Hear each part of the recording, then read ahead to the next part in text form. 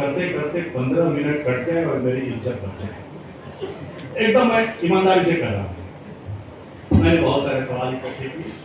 मैं गया, ठीक 3 बजे इंटरव्यू मिली। हाँ मिस्टर कुमार बताइए मुझे बीमे की क्या जरूरत है। तो मैंने कहा सर चंद सवाल आपसे पूछ लूँ। हाँ पूछो। मैंने कहा सर आपकी उम्र क्या है? 52 साल। मैंने कहा सर आप स्वस्थ हो? बीमा में पूछा जाता है।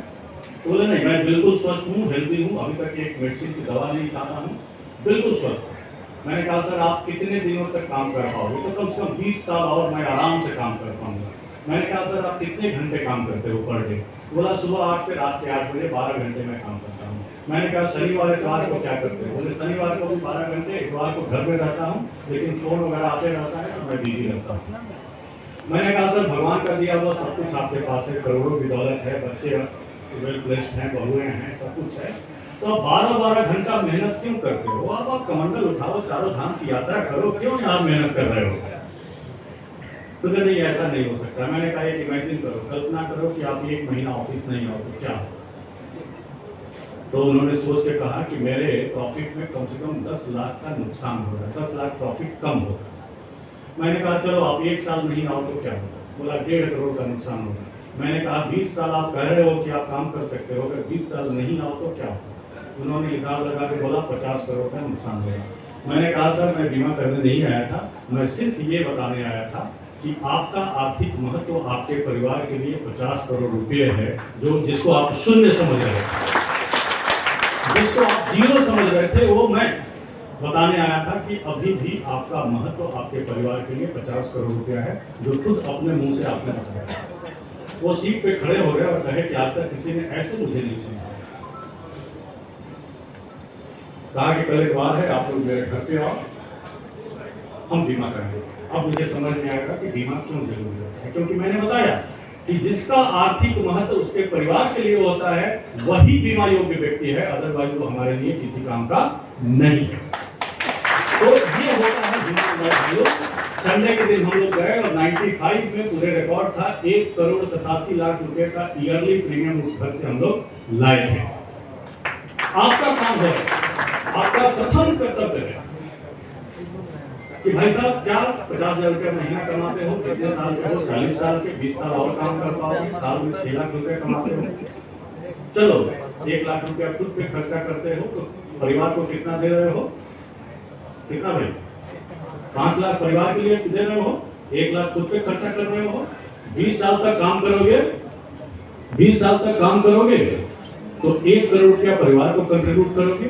आज अगर आपको कुछ होता है तो परिवार को कितनी हानि होती है भाई? तो उनका मूल्य, उनका आर्थिक मूल्य उनके परिवार के लिए क्या हुआ? 1 करोड़ का वो बीमा नहीं लेगा और आप दे भी नहीं पाओगे। लेकिन अगर वो सोच रहा होगा कि किसी तरह 1-2 लाख दे के इसको टरका देना है, कम से कम आप बोलोगे कि 5 लाख का ले लो तो सोचेगा, आपकी समझोट बढ़ जाएगी। दूसरी बात, ये बात उसके दिमाग में हमेशा घूमती रहेगी कि अगर मुझे कुछ हुआ तो मेरे परिवार को 1 करोड़ का नुकसान है, क्षति है। तो जब भी उसको लगेगा कि मेरा थोड़ा इनकम बढ़ गया, मैं 1-2 लाख का और बीमा करा सकता हूँ, 5 लाख का बीमा करा सकता हूँ, तो शायद आपको फोन करे या आप जाएं तो कहे कि ठीक है 5 लाख का और हमको कर। ये बहुत बेसिक चीज है, लेकिन मैं चाहूंगा कि आप जितने भी पढ़े लिखे, अनपढ़, कम पढ़े लिखे लोगों से मिलते हो, गरीब से अमीर से, उनका आर्थिक महत्व उनके परिवार के लिए क्या है ये जरूर। उसके बाद बीमे की बात है कि जीवन लाभ है, ये है, वो है, जो भी है। दूसरा मैं चाहूंगा कि हमारे जीवन में 3 तरह के रिस्क हैं जिसके बारे में कोई नहीं जानता, और हम LIC ऑफ इंडिया या कोई भी लाइफ इंश्योरेंस कंपनी किसी के लिए बनी है।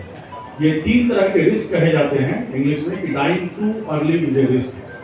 बहुत कम उम्र में मृत्यु हो जाना बहुत बड़ा परिवार के लिए रिस्क है। अभी नई नई शादी हुई है, छोटे छोटे बच्चे हैं, अगर किसी की मृत्यु हो जाती है तो परिवार बिखर जाता है। होता है कि नहीं होता है? अकाल मृत्यु, ये बहुत बड़ा रिस्क है। दूसरा, लिविंग टू लॉन्ग, बहुत दिनों तक जीवित रहना भी एक बहुत बड़ा रिस्क है अगर मैंने बुढ़ापे का प्रोविजन नहीं किया है कि नहीं है। जैसे जैसे आपकी उम्र बढ़ती जाएगी, काम करने की क्षमता कम होती जाएगी, शारीरिक जो बल है वो कम होता जाएगा, आपकी आंखें, आपके नाक, कान आपका साथ धीरे धीरे छोड़ने लगेंगे, लेकिन आपका खर्चा बढ़ते जाएगा, मेडिकल का, दवाई का, ये का, वो का। अगर आपने प्रोविजन नहीं किया है तो लिविंग टू लॉन्ग, बहुत दिनों तक जीवित रहना भी एक बहुत बड़ा रिस्क है। और तीसरा रिस्क क्या है जिंदगी में, जिसके बारे में किसी को कुछ नहीं मालूम है। हमको ये नहीं मालूम कि हमारी कितने कम उम्र में मृत्यु हो जाएगी, या हमको ये भी नहीं मालूम कि हम 90 साल 100 साल तक जिंदा रहेंगे या उससे ज्यादा। और तीसरा रिस्क है कि अचानक किसी गंभीर बीमारी से ग्रसित होना भी परिवार के लिए एक बहुत बड़ा रिस्क है कि नहीं है। पूरा प्लानिंग चौपट हो जाती है। जो बच्चों के लिए आपने कुछ बचा के रखा है, जो सोचा है, जो छोटा सा प्लॉट खरीदा है या फ्लैट खरीदा है, बैंक में कुछ जमा किया है, सब कुछ लूट जाता है, बर्बाद हो जाता है। सारी प्लानिंग फेल हो जाती है अगर हमने उसका प्रोविजन नहीं किया है। एंड लाइफ इंश्योरेंस, जीवन बीमा का मतलब है कि इन तीनों तरह के रिस्कों से एक जीवन को सुरक्षित रखना। मैं सही हूं या गलत हूं? अगर आपने एक मकान बनाया है, बड़ा सा दरवाजा सामने लगाया है, छोटा सा गेट पीछे लगाया है, छोटा सा गेट साइड में लगाया है, बाहर वाले दरवाजे पे चाहे जितना बड़ा ताला लगा दो, पीछे वाला दरवाजा अगर खुला रह गया तो आपका मकान सुरक्षित है।